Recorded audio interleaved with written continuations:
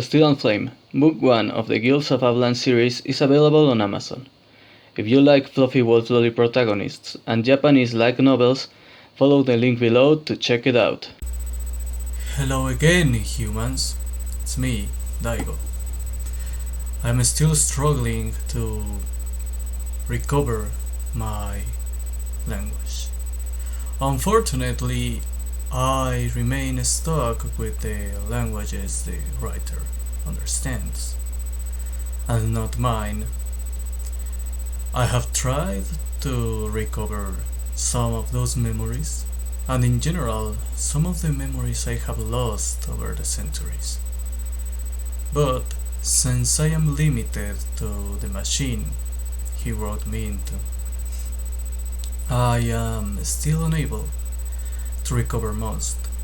However, I have found some interesting things here.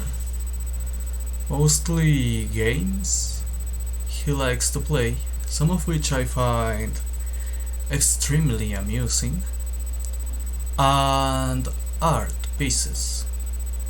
I am quite pleased to know the old art of shunga remains still alive in Japan. I feel proud of you, humans, for preserving such beautiful traditions, but I am surprised in the stylistic changes you have chosen. For some reason you have deviated quite a lot of realism and instead have chosen to make everything more beautiful and exaggerated. The more I read on it, fortunately I have access to some articles and documents this writer has preserved in the system, even though I don't really have access to what they call the network or internet. I have been able to access some information and I have found some interesting happenings. It's fascinating, all those cultural changes. I assume some of you attribute that to a tragedy which took place during a time of war, and I wanted to talk exactly about it. I find it frustrating that you attribute some of the best modern art to such a horrible happening. As a joke, it is extremely understandable and respectable. You are free to use humor. But I have seen some of you having the audacity of saying 2 bombs were not enough. Well, as someone who once inhabited that country before dying and becoming this creature, as a legendary fox with unmatched power, well, unmatched ever since Tamamo no Mae died. I'm lucky she died, which I need to talk about because apparently the stone broke. But, as I was saying, as a divine fox, I must say, you are imbeciles if you think 2 bombs were not enough. How about I kick you in the nuts and see if you become an artist as a result? Twice. And if you are not a good artist, I kick you again in the nuts. You don't do that to a civilization.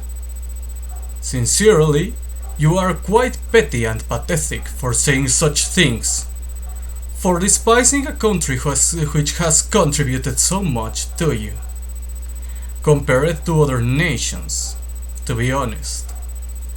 And if you really think it was thanks to the bombs and not creativity, inventiveness, and the fortunate fact that some great artists had contact with good artists overseas, well, maybe you need to bomb California, since the lack of talent in America is showing right now.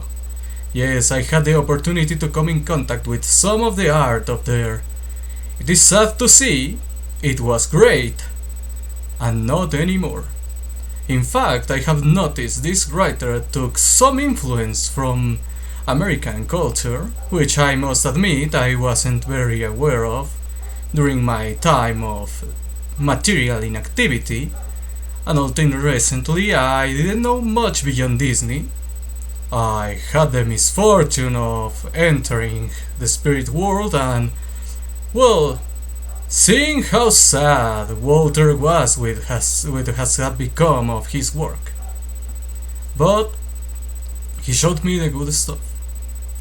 He didn't come into detail of the horrible garbage that would come later, but I understand his frustration now.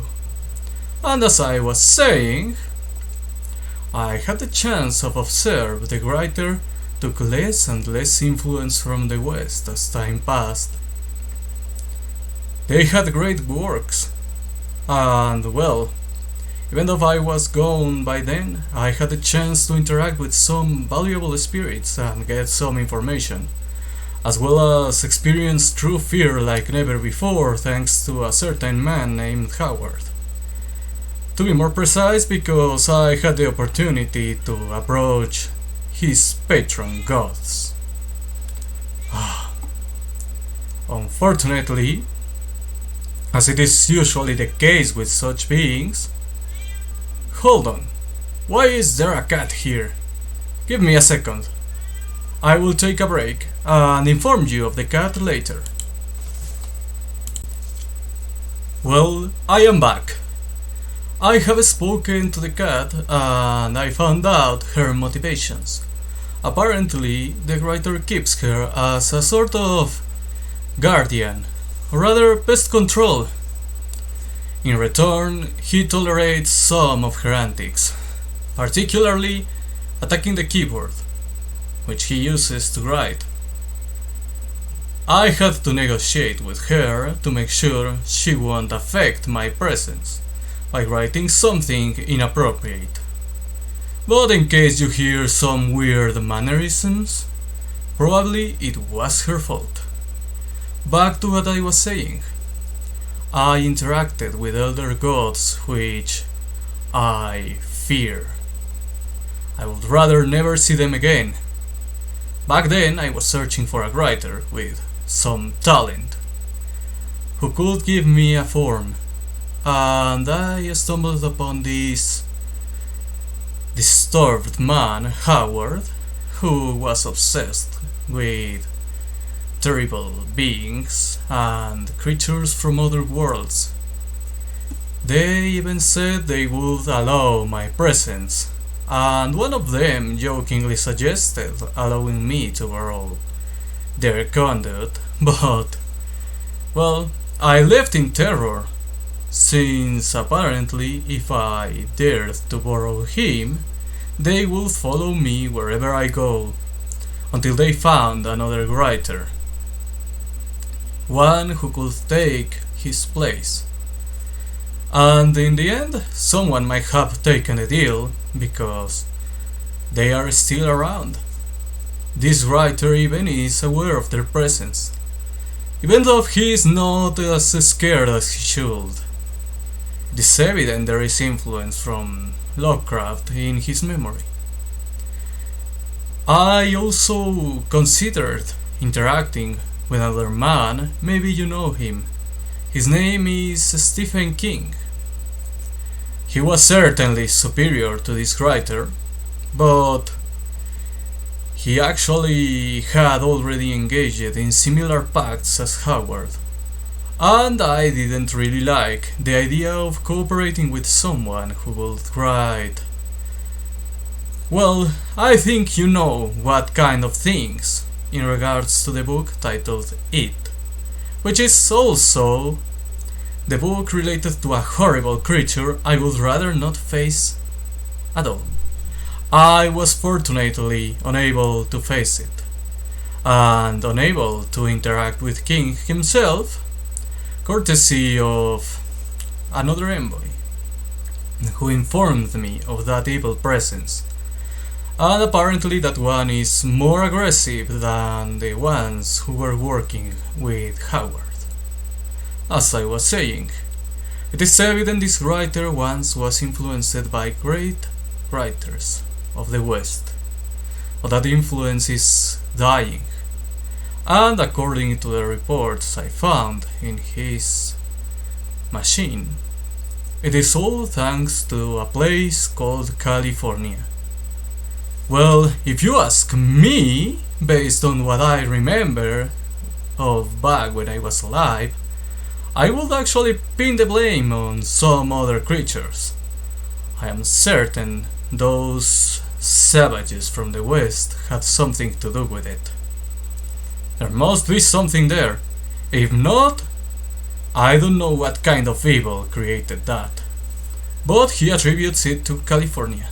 And as I was saying, if you really think there is something wrong with the East that warrants bombing them again, and if you really think that bombing was remotely connected to an improvement in their art, maybe we need to do that upon California. But of course that would be inhumane and a war crime. So stop saying such nonsense, please. You are not funny. If you say it seriously, that is. You are not funny if you say we should do it again. And the joke is overused in the case of saying it was thanks to that attack. Those things are unrelated. I have studied enough and I understand mistakes were made, and apparently it was the decision of a small amount of military figures who were never smart. So I can say the people who live now there and the people who used to live there are very different. The crimes of the past should not be attributed to the people living currently, nor should it be connected one thing to another. What is certain is that ending any sort of cultural isolation is better than isolating yourself in the case of art and entertainment, but you need to be careful with who influences you, since a bad influence is always worse than no influence at all. But never, ever try to pretend being original means having no influence. Being authentic is even more important than being original. The hero's journey is a valid form of storytelling, and it's better than trying to be original by, well, doing bad things, but in terms of quality, not in terms of morality.